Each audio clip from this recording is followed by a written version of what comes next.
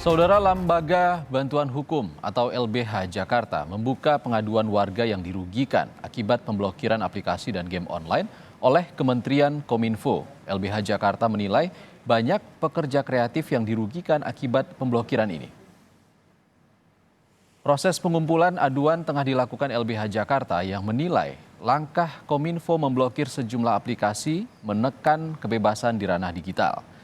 Kominfo sebelumnya telah meminta aplikasi mendaftar sebagai penyelenggara sistem elektronik.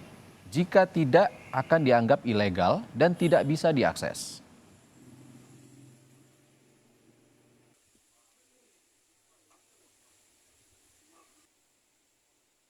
LBH Jakarta berpandangan bahwa tindakan pemblokiran tersebut adalah pelanggaran hukum dan hak asasi manusia.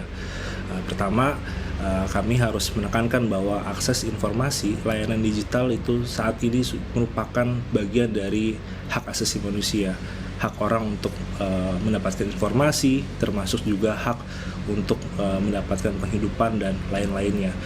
Oleh karena itu, pembatasan terhadapnya tidak bisa dilakukan secara sewenang-wenang oleh negara. Di akun Twitternya, LBH Jakarta mengajak konten kreator, digital developer, dan pihak lainnya yang dirugikan karena pemblokiran sejumlah aplikasi. Pengaduan dapat dilakukan di kantor LBH Jakarta di Menteng, Jakarta Pusat, atau melalui email pengaduan @bantuanhukum.or.id. Untuk membahas polemik pemblokiran sejumlah aplikasi dan situs akibat tidak mendaftar sebagai penyelenggara sistem elektronik atau PSE di Kominfo, kita akan bahas bersama dengan Dirjen Aplikasi dan Informatika Kominfo, Samuel Pangerapan, dan Muhammad Fadil Alfatan, pengacara publik dari LBH Jakarta. Selamat petang, Bapak-Bapak. Salam sehat. Ya, selamat petang, Pak Samuel. Kita ke Pak Semi dulu ya, Mas Fadil. Pak Semi, jadi setelah PayPal dibuka sementara, hari ini ada berapa situs yang diblokir Kominfo? Kita masih yang itu aja karena kita kan lagi seperti yang saya sampaikan, kita lagi melakukan skenas, kan kita sudah ada 9.000 lebih ya, kan kita memang menargetkan 10.000. Kita lihat apakah ada masih yang tidak mendaftar, kita lagi evaluasi lah semua yang pendaftaran ini. Karena kan memang kita kan ingin membangun ruang digital kita kondusif, aman dan nyaman.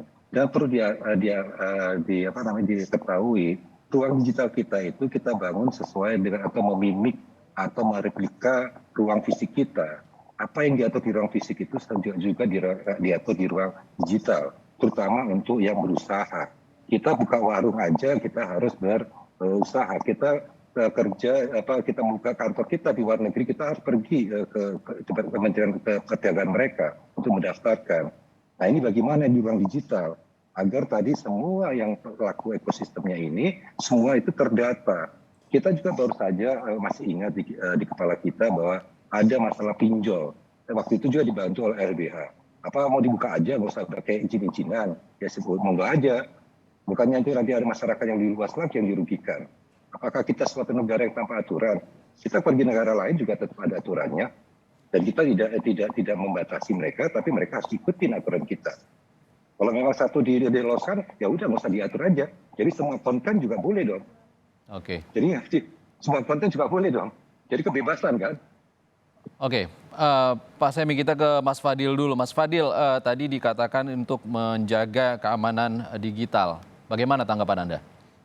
Ya, terima kasih. Oke, kalau kita bicara soal ini ya, diskursus hak asasi manusia dalam konteks kebebasan berinternet, kemudian itu kaitannya dengan berbagai varian hak lainnya ya, bahwa memang dikenal adanya pembatasan HAM. Namun tentunya pembatasan itu harus tunduk pada kaidah-kaidah maupun ketentuan-ketentuan yang diakui, baik secara nasional maupun secara internasional. Dalam konteks hak atas informasi, hak atas berekspresi, hak atas digital atau internet, itu memang bisa dilakukan pembatasan. Misalnya dalam ketentuan pasal 19 ayat 3, kewenangan hak-hak sipil dan politik. Kemudian itu diatur dalam beberapa prinsip juga ya, prinsip Sirakusa dan prinsip-prinsip lainnya. Nah, pada dasarnya pembatasan tidak bisa dilakukan hanya sekedar pembatasan ya, tapi ada hal-hal yang harus diikuti, misalnya tujuannya jelas, ada legitimate aim, kemudian dia harus diatur oleh undang-undang. Itu ditegaskan juga di pasal 28J konstitusi kita ya. Setiap pembatasan kebebasan, pembatasan hak asasi manusia itu harus dibatasi oleh undang-undang, levelnya undang-undang, saya ulangi. Jadi boleh saja kalau misalnya Kemenkominfo ingin melakukan pembatasan, tapi harus tunduk pada kaidah-kaidah itu yang merupakan komitmen Republik Indonesia ya untuk comply ya dengan ketentuan itu sebagai bagian dari masyarakat global. Nah, yang jadi masalah di sini pembatasan tidak dilakukan sesuai dengan pembatasan atau prinsip-prinsip pembatasan yang tadi saya jelaskan itu. Pembatasan dilakukan pada level peraturan menteri ya, yang mana jelas ini bertentangan dengan konstitusi ya 28J ayat 2. Nah, kenapa kemudian harusnya diatur di level undang-undang? Karena asumsinya ketika itu diatur di level undang-undang itu ada check and balances di situ antara pemerintah pusat, antara DPR, kemudian ada pelibatan aktif masyarakat ya, entah melalui sosialisasi, draft naskah akademik maupun draft rancangannya. Jadi asumsinya semua pihak sudah memberikan kesepakatannya dalam konteks proses perumusan yang partisipatif dan demokratis. Jadi begitu. Oke. Jadi kami tidak sepakati ini dilakukan pada level permen, yang mana itu jelas bertentangan dengan ketentuan konstitusi kita dan kaidah-kaidah prinsip pembatasan HAM internasional. Baik, Mas Fadil. Pak Semi, kata Mas Fadil Ya, tadi permen menjawab, ya. atau peraturan menteri tidak cukup, sebaiknya tunggu undang-undang dulu. Bagaimana tanggapan Anda? Permen itu adalah turunan dari undang-undang. Nggak mungkin permen itu tidak ada cantolan hukumnya. Tadi contohnya terkait keuangan. Kita ngomong PPL ini ya. Kita ngomong itu kan mengenai aktivitas keuangan. Ada undang-undangnya. Coba lihat di undang-undangan. Boleh nggak kita mengumpulkan dana masyarakat atau memberikan layanan keuangan tanpa adanya undang-undang? Kan mereka itu ada undang-undangnya. Undang-undang yang mana? Kalau tentang pembatasan itu ada di Undang-Undang ITE pasal 40 ayat 2A dan 2B ada di situ. Jadi nggak mungkin. Kalau tidak kan bisa dibawa aja. Kalau memang merasa ini tidak bertentangan dengan undang-undangnya, silakan diuji publikkan, di judicial review kan. Nggak mungkin lah negara melakukan. Saya setuju dengan tadi yang dikatakan Mas Fadil, dan juga kita aturan kita komplit dengan artikel 19. Kami juga mempelajari artikel 19. Di situ kita mengakui, dan di artikel 19 juga itu diberikan pengaturan, dan kita mengaturnya lewat undang-undang. Pembatasannya itu lewat undang-undang. Ini permen itu adalah teknik pelaksanaannya. Tidak ada norma baru di sininya. Tidak ada norma baru, yang ada teknis pelaksanaannya. Pak Semi, kita ke Mas Fadil dulu. Mas Fadil, konkretnya sejauh ini seperti apa aduan yang masuk ke LBH Jakarta? Ya, mungkin sebelumnya saya tanggapi sedikit dulu ya, sebelum masuk ke situ ya, bahwa kalau kita lihat memang cantolannya di Undang-Undang ITE kan ya tadi disebut pasal 40 ayat 2B misalnya. Itu kan hanya yang berkenaan dengan muatan yang melanggar hukum ya. Nah, yang jadi masalah kan ini yang tidak terdaftar, kemudian itu yang dilakukan pemutusan ya, atau pemblokiran akses itu. Jadi itu yang menurut hemat kami ini tidak sesuai ya dengan prinsip-prinsip hak asasi manusia. Emang dampaknya apa sih Mas Fadil kalau diputus untuk masyarakat? Gimana? Dampaknya apa kepada masyarakat kalau terjadi pemblokiran ini? Ya, memang belum ada data yang kualitatif atau kuantitatif yang bicara soal kerugian real atau kerugian material ya, karena memang pemblokiran baru dilakukan beberapa hari lalu ya. Nah, tapi yang bisa kita lihat polanya secara sporadik ya di ruang publik itu banyak yang mengatakan bahwa mereka dirugikan. Nah, untuk itu kami membuka pos pengaduan ini untuk kemudian memberikan ruang lah, memberikan kanalisasi ya. Jadi berbagai bentuk protes, berbagai bentuk ya bisa kita katakan kemarahan ini bisa kita ajak duduk bersama untuk kemudian kita tentukan langkah ke depannya.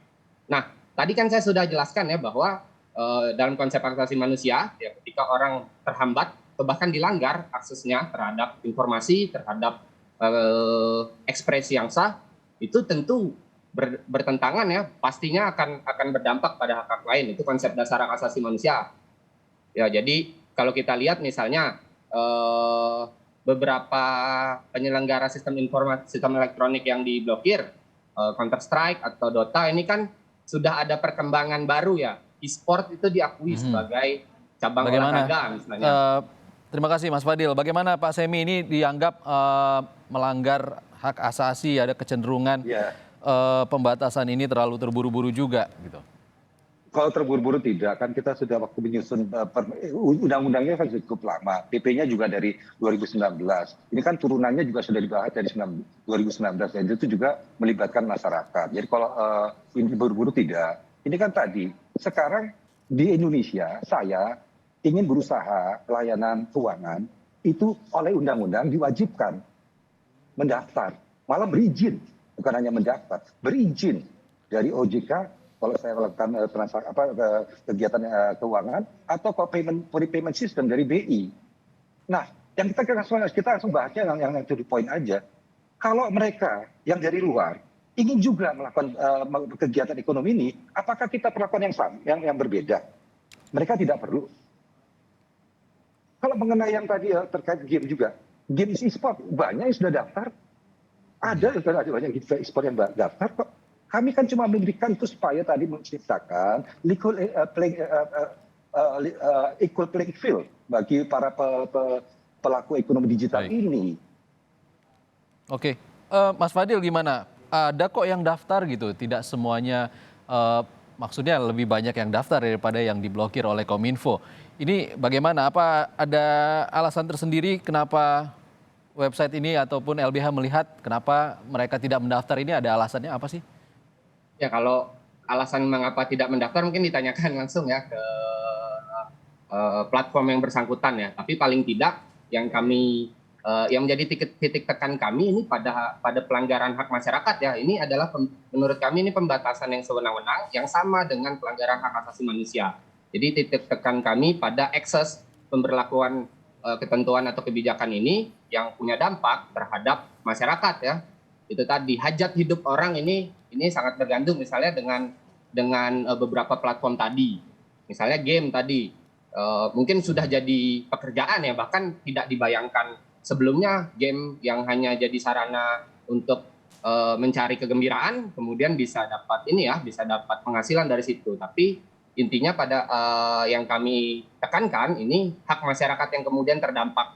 Karena ini memang aturannya kan tidak merujuk langsung terhadap masyarakat ya, ini terhadap penyelenggara sistem elektronik dalam lingkup privat, yang mana tidak bisa kita lepaskan kaitannya dampak atau eksesnya terhadap masyarakat gitu.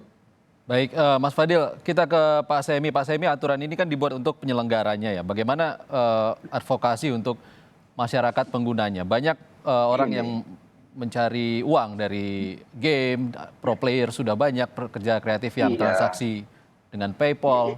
Bagaimana ke depannya? Kan kita justru tadi itu ingin menciptakan supaya nanti menciptakan situasi yang kondusif agar nyaman dan aman bagi pelaku bisnis usaha dan juga pengguna layanan ini.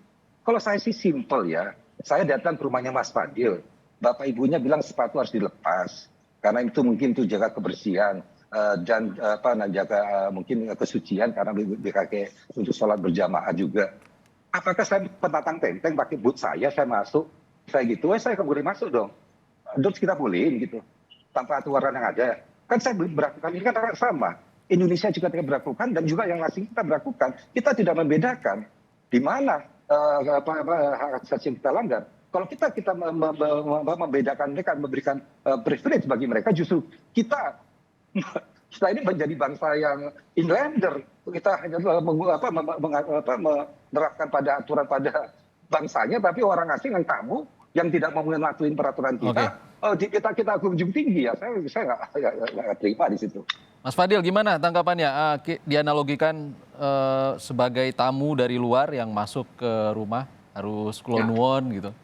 Ya tentu beda konteksnya ya. Saya nggak nangkep kenapa harus kemudian yang digunakan analogi masuk rumah ya. Ini kan ruang digital tentunya jauh berbeda ya. Yang jadi titik tekan kami dari tadi adalah soal hak asasi manusia ya. Jadi yang kami tidak terima nanti gamer-gamer ini kemudian atlet-atlet e-sport ini, digital developer, digital creator ini ketika terdampak dengan pemberlakuan kebijakan ini gimana nih? Pertanyaannya, ini gimana? Kan Baik. yang menggunakan ini kan tidak hanya menggunakan aplikasi ini, sebentar, Pak. aplikasi Saya gamenya dulu. itu kan banyak. Bentar, Pak, ya. Aplikasinya kan juga banyak. Ya, Gamenya ya, yang maksud coba saya gini. bukan Mobile Legends juga ada, semua Ini juga kesempatan ada. Pak Samuel apa kesempatan saya? Baik, ke Mas Fadil dulu. Oke. Selesaikan. Ya, maksud saya gini. Ini kan aturan yang secara parsial aja ya. Makanya saya bilang tadi ini harus levelnya pada undang-undang. Ini konstitusi loh yang ngomong. Nah, ketika itu diberlakukan berdasarkan Permenkominfo, ini tentu sektoral. Padahal dampaknya itu multisektoral, itu multidimensi. Jadi menurut kami itu seperti pertanyaan saya tadi, ini mau dikemanakan ketika aksesnya diblokir? Ini kemana nih potensi-potensi ekonomi kreatif kita ya melalui atlet-atlet e-sport, kemudian digital development kreator ini mau dikemanakan? Di satu sisi memang pemerintah menjargonkan bahwa ekonomi kreatif adalah potensi bangsa ya, tapi di sisi lain ruang digitalnya yang kemudian dikenakan berbagai pembatasan yang punya kecenderungan represi. Oke. Jadi itu titik tekan kami. Pak Semi, mau dikemanakan Pak para pro player ini yang sudah membayar lewat Steam, tidak membeli game digital yang bajakan, tapi membayar lewat Steam, tapi diblokir sama Kominfo? Kan tadi kita kan tidak memblokir, kalau mereka yang mau aja mengikuti aturan kita. Buktinya teman-teman yang lainnya juga ngikutin. Counter Strike yang lainnya juga Mobile Legends dan yang lainnya banyak juga mendaftar. Justru kita pertanyakan apa maunya mereka. Apa mereka ingin tadi masuk ke rumah saya tanpa ikutin aturan saya? Itu kan analogi yang gampang. Susah apa memahami? Kan ini negara ini kan punya aturannya. Kalau kita kan saya analoginya lebih kecil lagi supaya dapat dipahami. Orang masuk ke rumah saya, ini loh aturannya, karena anak saya juga saya lakukan dengan demikian. Mereka harus patuh juga terhadap aturan ini. Terus tamu nggak usah patuhin. Kan kita harus mengangkat yang justru nilai yang lebih tinggi dong. Dan kalau kita membatasi, berarti kita membatasi semua kan tidak. Sudah ada 9.000 lebih. Dan kita membuka bagi pemain-pemain asing ada 200 lebih. Kalau kita anti asing, kita nggak usah boleh mereka mendaftar. Kita terbuka. Tapi ikutin dong aturan kita. Kan kita ingin menjaga suatu ruang digital kita yang kondusif, aman dan nyaman bagi mereka juga.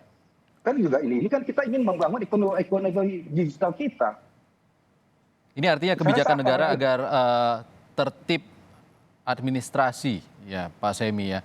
Kalau kita analogikan tadi dengan tamu yang masuk ke dalam kompleks dan dicegat oleh Satpam untuk mengisi buku tamu, apakah kalau mengikuti aturan itu tidak susah harusnya ya Mas Fadil? Mas Fadil. Ya kembali lagi kalau menurut saya ini nggak bisa kita analogikan, kita persempit dalam konteks masuk rumah orang ya, ini ruang digital, ini komunitas yang bahkan borderless ya, tidak ada batasan lagi. Jadi kaidah-kaidah itu kan kaidah-kaidah lokalitas ya, jadi nggak bisa kita padankan. Walaupun memang ada ketentuan, ada nilai yang kemudian diserap dalam bentuk peraturan perundang-undangan. Tapi kita sebagai bagian dari masyarakat global harusnya bisa comply terhadap ketentuan-ketentuan atau kaidah-kaidah prinsip hak asasi manusia itu sebagai negara yang mau dibilang beradab. Seperti itu. Jadi kami menekankan bahwa ini adalah bentuk pembatasan yang sewenang-wenang, tidak berdasarkan kaidah-kaidah hak asasi manusia. Gitu, Mas Fadil, terakhir untuk masing-masing, saya ke Mas Fadil dulu, apa penutup yang ingin disampaikan? Ya. Apa yang harus dilakukan ke depannya, sosialisasi ini? Ya, gini. Pertama kami tentu mengapresiasi ya apabila memang ini ditujukan untuk membangun, mewujudkan ruang digital yang sehat, yang kemudian menjamin hak asasi manusia. Cuman itu tidak kami lihat dengan adanya kebijakan ini. Nah, terkait kebijakan ini yang tentu membuat, ya kita katakan membuat marah publik, seharusnya khususnya Pak Menteri ya, itu membuka mata lah terkait dengan apa yang terjadi sekarang. Dampaknya terhadap potensi-potensi anak-anak muda yang punya minat, punya bakat, dan bahkan sudah memiliki penghasilan, bisa menghidupi diri sendiri dengan cara menjadi gamers atau menjadi konten kreator, itu kemudian masa harus dibunuh ya potensinya. Baik. Dengan cara pemberlakuan ketentuan-ketentuan yang menurut kami pembatasan HAM yang sewenang-wenang atau pelanggaran hak asasi manusia. Gitu, Mas. Baik, Mas Fadil, kita ke Pak Semi. Pak Semi, biar penyelenggara sistem elektronik ini tertib administrasi, tapi juga masuknya publik juga tidak salah paham. Bagaimana nantinya ke depannya satpam yang mencegat tamu tadi tidak mengintip juga apa yang dibawa tamu itu? Apakah ada jaminan? Ini kita jamin 100%. Kita bagaimana caranya? Saya ini rata belakang saya IT, saya kadang-kadang bagaimana ya? Apakah pemerintah juga? Apakah semua jaringan itu dikuasai pemerintah? Kan juga enggak. Apakah kita memasang alat yang untuk melihat itu? Nggak bisa. Teknologinya aja. Kalau kita ngomong WA mamanya, itu kan end to end. Itu kan berlebihan kalau ini. Saya bilang bagaimana ya caranya? Saya juga ingin juga meng-hire orang ini. Nggak mungkin. Meminta data itu juga, itu tidak sembarangan, ada ketentuannya. Hanya yang lembaga yang memiliki kewenangan yang boleh melakukan hal itu.